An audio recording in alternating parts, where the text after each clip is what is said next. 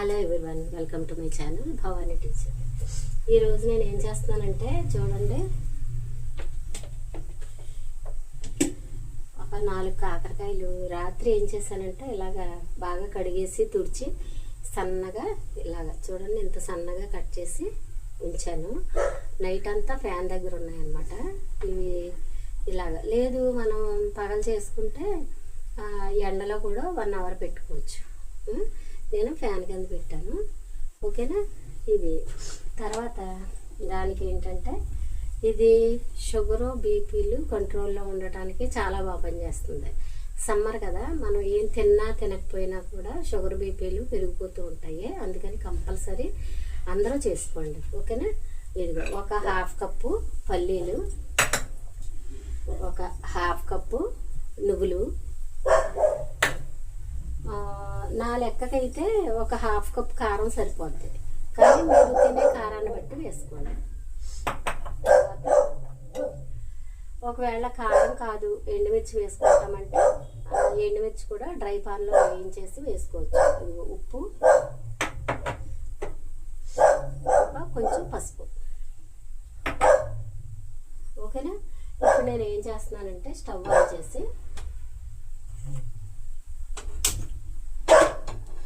మీడియంలో పెట్టుకుని పల్లీలు వేయించుకుంటాను. ఫస్ట్ బాగా పాన్ డ్రై అయిన తర్వాత పల్లీలు వేయించుకుంటాను.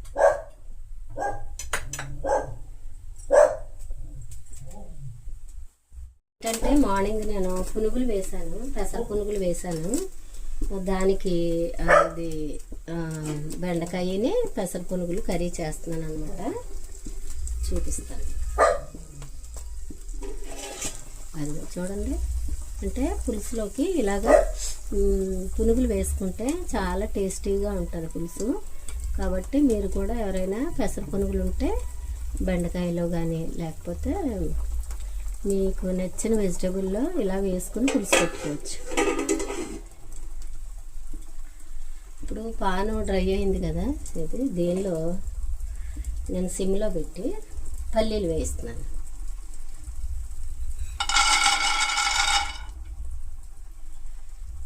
పల్లీలు బాగా వేయించుకున్న తర్వాత అప్పుడు ఇవి లోపల నుంచి వేగితే కొంచెం బాగుంటాయి కాబట్టి సిమ్లో పెట్టి వేయించుకుంటే, సిమ్గా మీడియంలో పెట్టి వేయించుకున్నా పర్వాలేదు.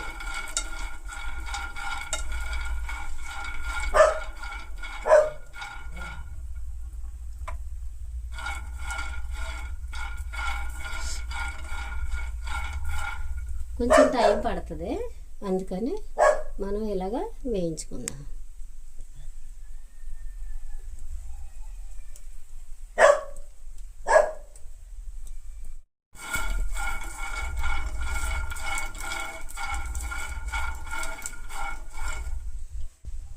కాస్త ఓపికగా ఒకరోజు మనం దీనికోసం వెచ్చించి చేసుకుంటే చాలా కాలం మనకి కారపొడి, కాకరకాయ కారపొడి నిల్వ ఉంటుంది. తర్వాత డైలీ కొంచెం కొంచెం తిన్నా పర్వాలేదు, మనకి ఎప్పుడు ఇష్టమైతే అప్పుడు కాకరకాయ కారపొడి వేసుకొని తినొచ్చు. చాలా టేస్టీగా ఉంటుంది. ఒకసారి మీరు ట్రై చేయండి. ఎందుకంటే సమ్మర్లో షుగర్లో బీపీలు కొంచెం పెరుగుతాయి. దాని గురించి మనం ఇలాంటి జాగ్రత్తలు తీసుకుంటే ఇబ్బంది ఉండదు అన్నమాట.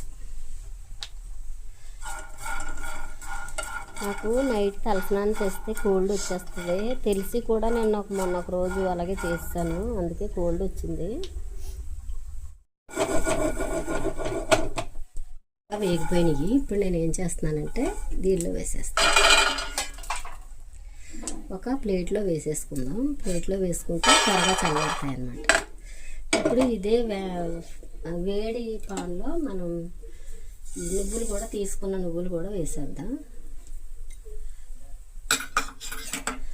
ఇవి చాలా బాగా మాడిపోతే చాలా జాగ్రత్తగా వేయించుకోవాలి. ఇవి టప్ టప్ మంటాయి, ఆ టైంలో మనం తీసేసుకుందాం.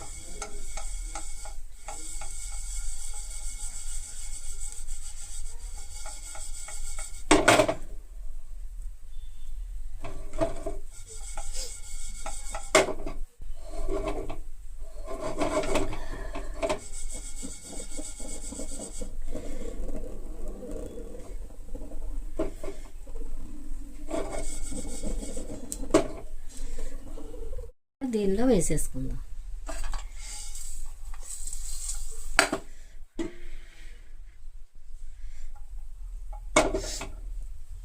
ఇందులో మనం కొంచెం ఆయిల్ వేసుకుని, కొంచెం చాలా ఎక్కువ అక్కర్లేదు, వేసుకొని మనం కాస్త ఆరబెట్టుకున్న కాకరకాయ ముక్కలు వేసుకుందాం. వేసుకొని వీటిని బాగా ఎర్రగా అయ్యే వరకు ఫ్రై చేసుకుందాం.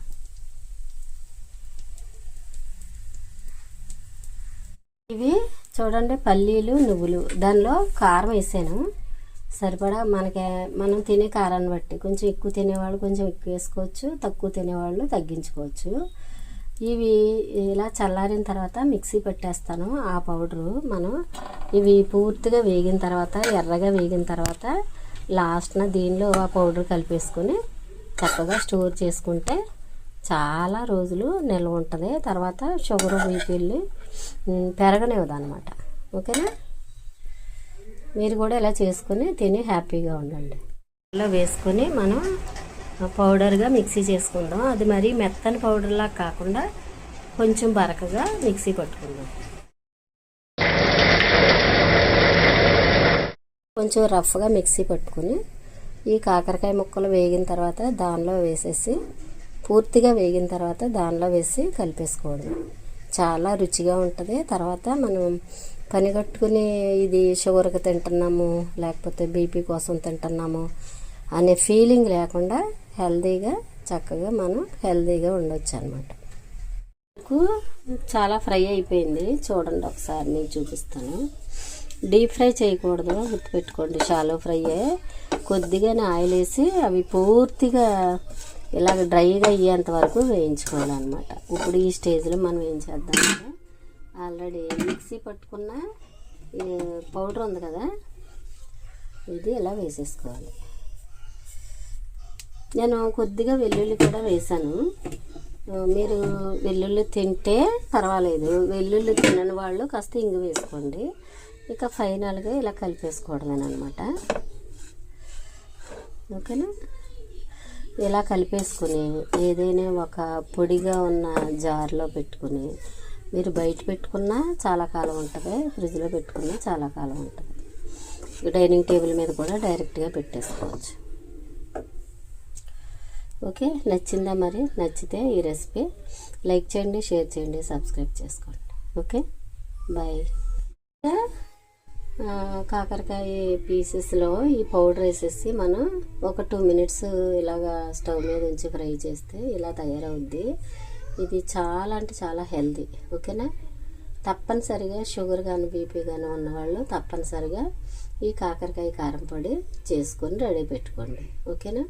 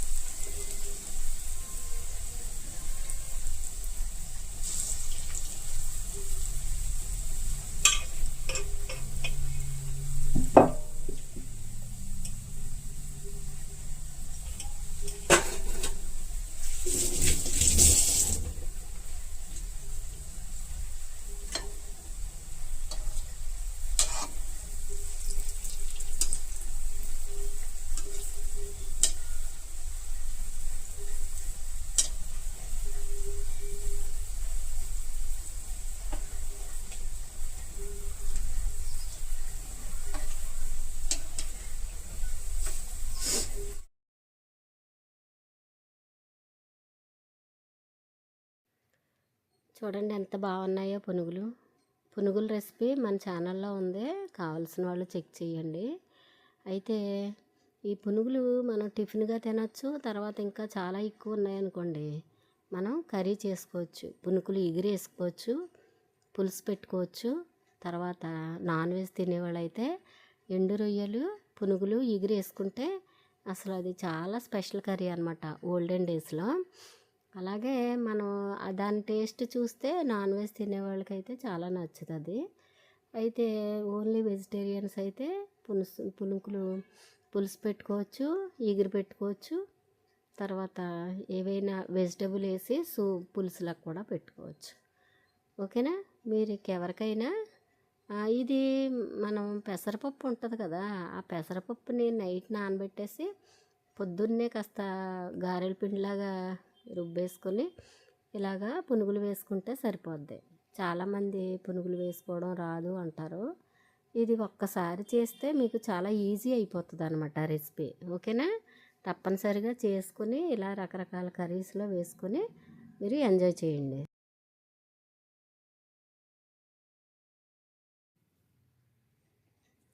తర్వాత డీప్ ఫ్రై కదా, ఆయిల్ బాగా లాగేస్తుందేమో అనుకుంటారేమో. అస్సలు ఆయిల్ పీల్చదు అనమాట. ఎందుకంటే పై లేయర్ మాత్రమే ఫ్రై అవుతుంది, లోపలంతా చక్కగా కుక్ అయ్యి స్పాంజ్ లాగా టేస్టీగా చాలా బాగుంటాయి పునుగులు. ఒకసారి మీరు శాంపుల్గా కొంచెం పప్పు, ఒక చిన్న గ్లాసుడు పప్పుతో ట్రై చెయ్యండి. అది బాగా వచ్చింది అనుకుంటే మీరు ఈ రెసిపీని ప్రయత్నిస్తూ ఉండండి. సమ్మర్ కదా, పెసరపప్పు చలవ చేస్తుంది. అందుకని దీనితో వీలైనన్ని రెసిపీస్ మనం చేసుకుందాం. ఓకేనా? చాలా రుచిగా ఉండటమే కాదు, మనకి ఆరోగ్యం కూడా కదా. అందుకని ఈ పెసర పునుగుల రెసిపీ మీరు చెయ్యండి.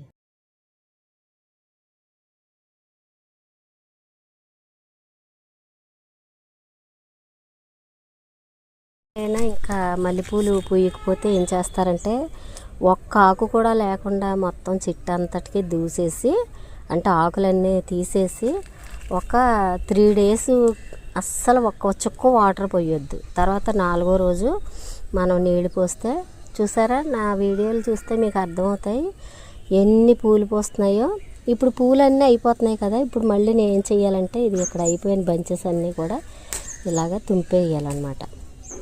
చేసేసి మళ్ళీ దీనికి ఒక కొంచెం ఏమైనా అంటే ఏమంటారు, ఆవాల పిండి కానీ, లేకపోతే ఇదేంటిది వేరుశనగ పల్లీల పిండి కానీ కొంచెం ఒక 2-3 స్పూన్లు ఒక 2 లీటర్ల నీళ్ళల్లో కలిపేసి వేస్తే మనం కుయ్యలేనని పూలు వస్తాయి. చాలామంది పాపం మొక్కలు చూసి బాధపడుతున్నారు. ఇలా చెయ్యండి. చూడండి, వీటిని కామంచికాయలు అంటారంట. ఇవి చాలా టేస్టీగా ఉన్నాయి. పండినవి అన్నీ నేనే తింటున్నాను. ఎందుకంటే మా పిల్లలు తినడానికి వీటిని భయపడుతున్నారు, ఇవి ఏం చెట్టు ఏంటో అని. నేనే తింటున్నాను, చాలా రుచిగా ఉన్నాయి.